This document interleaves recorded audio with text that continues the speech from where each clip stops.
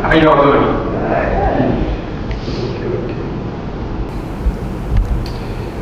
So we're going to play through a few centuries of guitar music and kind of talk about how we ended up with this thing over here in this part of the world.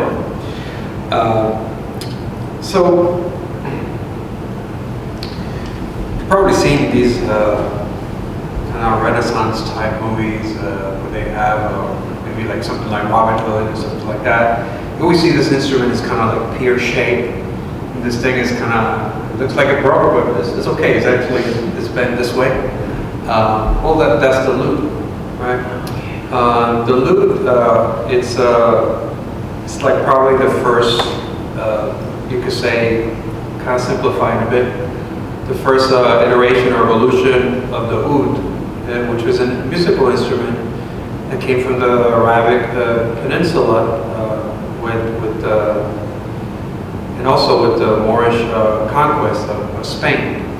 The Moors remained in Spain for about 800 years and had significant influence over the language, architecture, mathematics. As you know, we all use Arabic numerals. And also philosophy, medicine, and music. That chordophone, through time, evolved into what we know as the guitar. One of the first variations of it is the vihuela. And the vihuela starts to, we're looking at late 1400s, early 1500s. And mainly, basically, it takes that pear-shaped instrument and starts to kind of get it closer to something that starts to look like a guitar. Largely, that was motivated because Queen Isabella I, she wanted to rid Spain of all traces of Semitic culture. You know, that means she effected the edict of expulsion of the Jews and the Arabs from Spain in 1492, if memory serves me right. So some, you know, as she started going down the pipeline, you know, musical instruments perhaps were somewhere along the chopping block. Somebody basically had the idea of taking the lute and giving it a new box. It's like, what is that? Oh, this is a vihuela. It's the same instrument. And one clue that you have with the modern guitar is that you take your third string, you tune it down half step,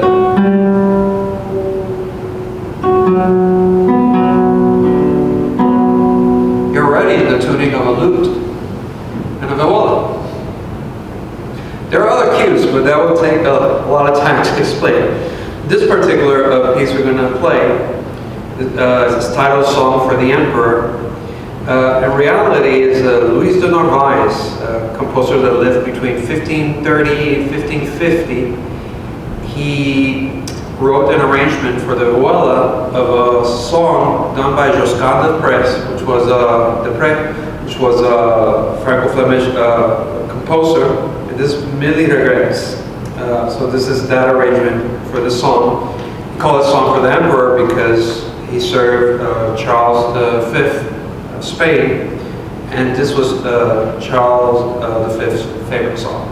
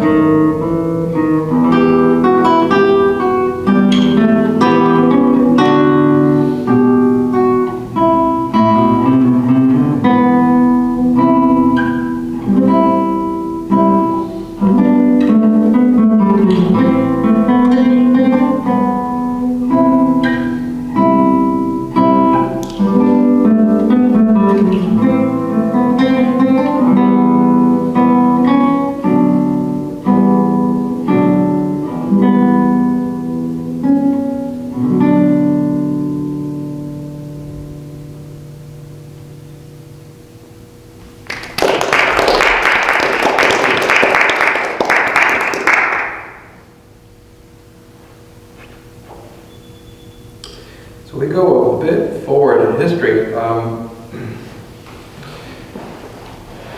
How do we start getting a guitar? At its peak, the lute kind of went from having a few strings to a grand total of 14 courses, 14 strings in pairs, with a first string as a single. My guitar teacher used to have one of those, and I play some of those lutes, and the one that I mainly play is an eight-string one.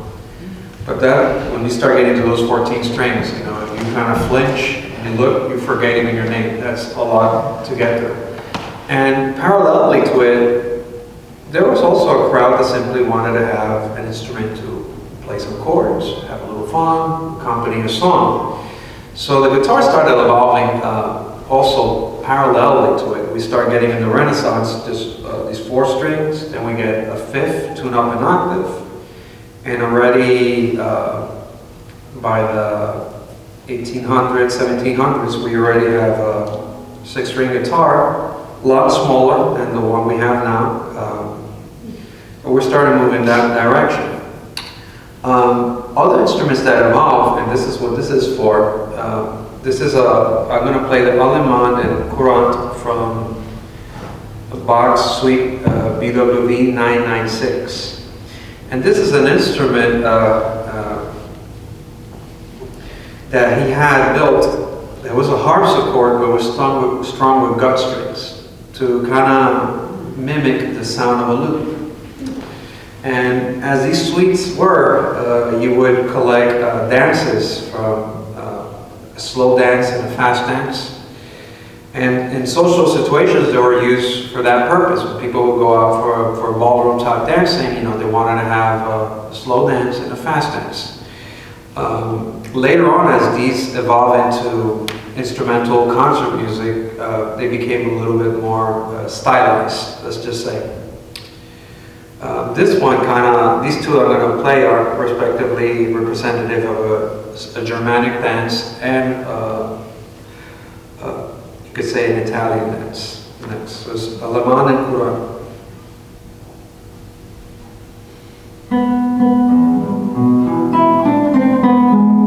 Forgot to tune it again.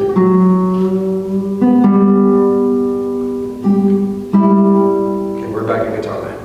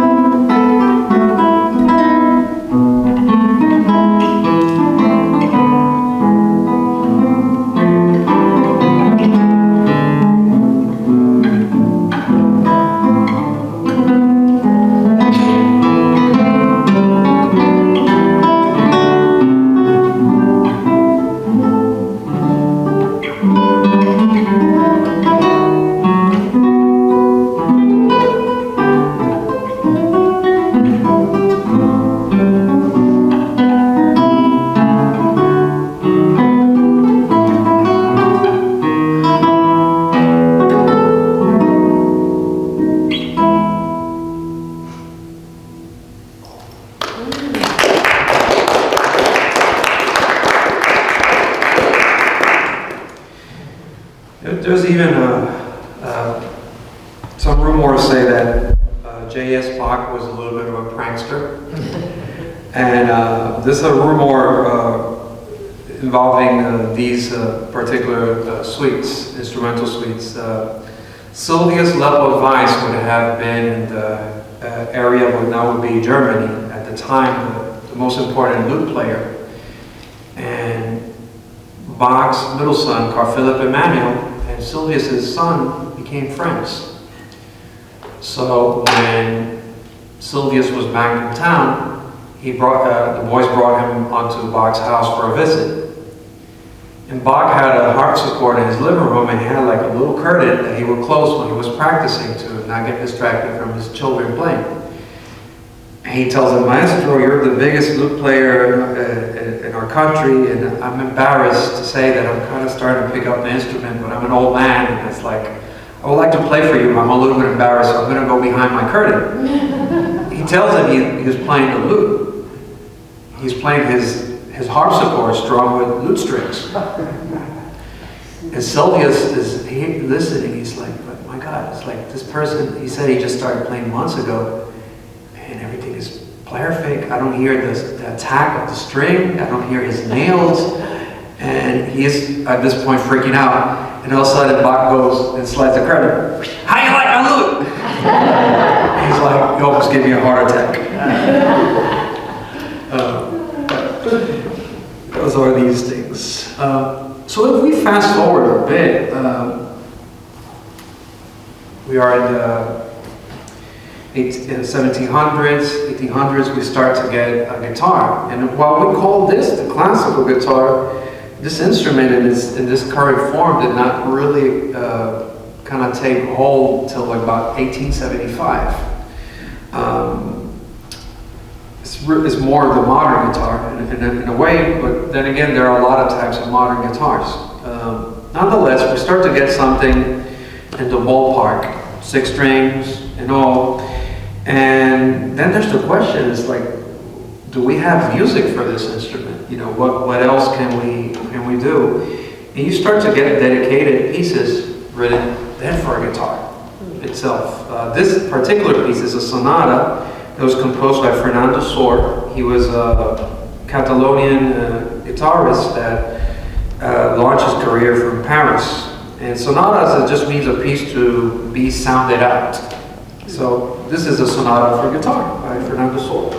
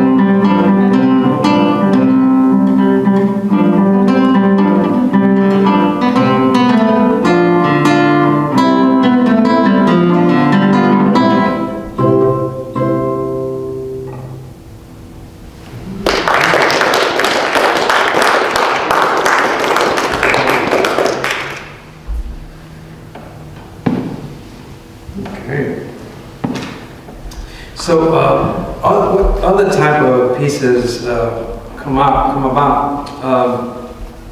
Well, another type of composition that we start to get early on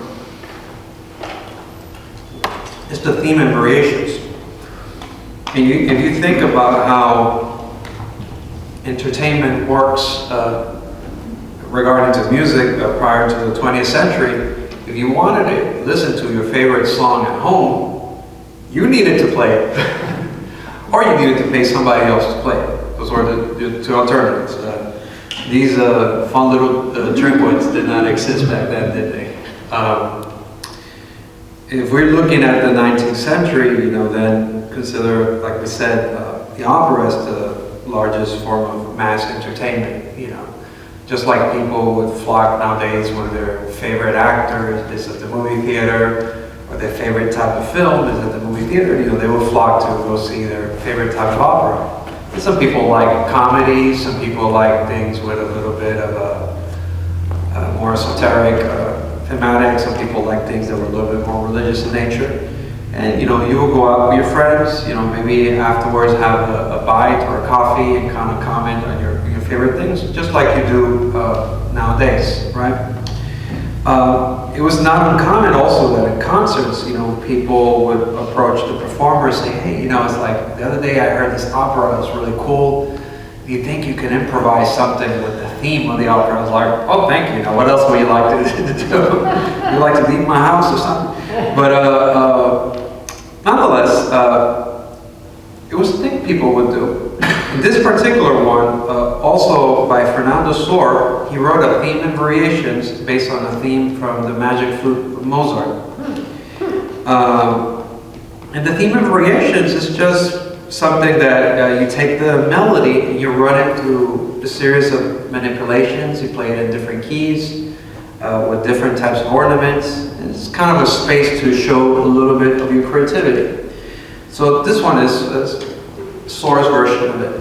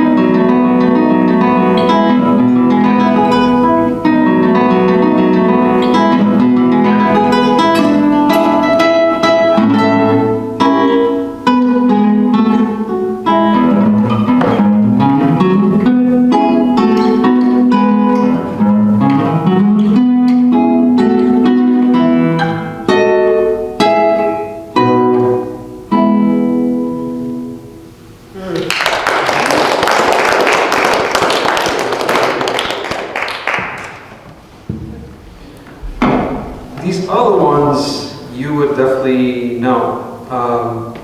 And one of the things that we start to see then with the guitar as we approach